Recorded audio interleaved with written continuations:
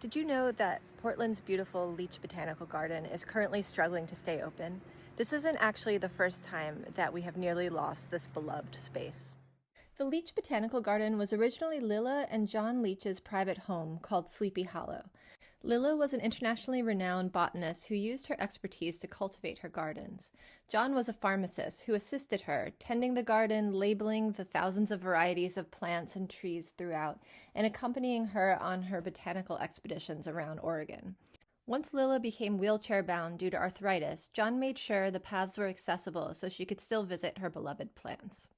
When John passed away in 1973, the Leaches donated Sleepy Hollow to the city of Portland with one stipulation: it had to be used as a botanical garden and museum for the benefit of the public. If the city failed to maintain the space, the YMCA would get it. 7 years later, in 1980, when Mount St. Helens erupted, the botanical garden was immediately threatened, not by ash or lava, but by the YMCA. Having lost Camp Lewitt near Mount St. Helens, the YMCA wanted to take over the Leach property as it was being neglected by the city. They hoped to sell it and use the money to rebuild. When City Commissioner Charles Jordan visited the Leach property, he fell in love with the gardens.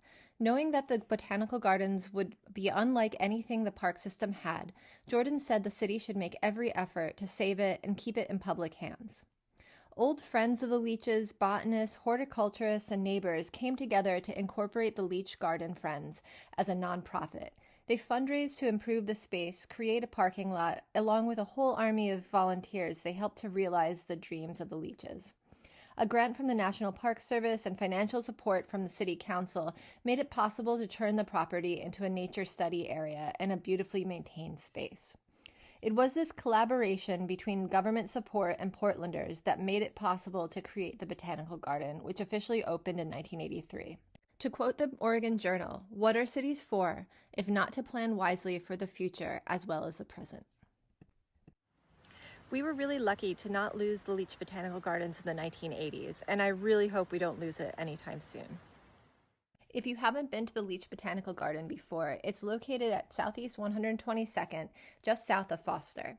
Its history is a love story, from the Leaches who cared for each other and their beloved garden, to the Friends of Leach Botanical Garden and all the gardeners and volunteers who continue to take such good care of it. They are fighting really hard to save it right now. I hope you'll get a chance to come out here and fall in love with it yourself.